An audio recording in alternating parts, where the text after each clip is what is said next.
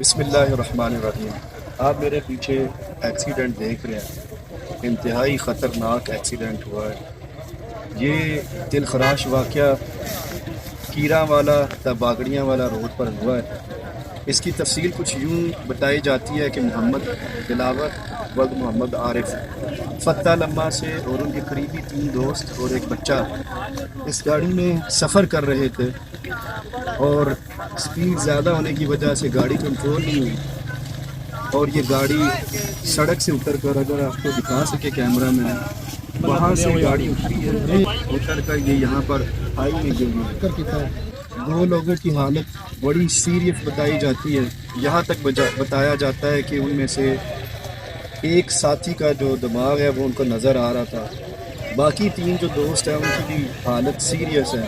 خدا را اپنے بچوں کو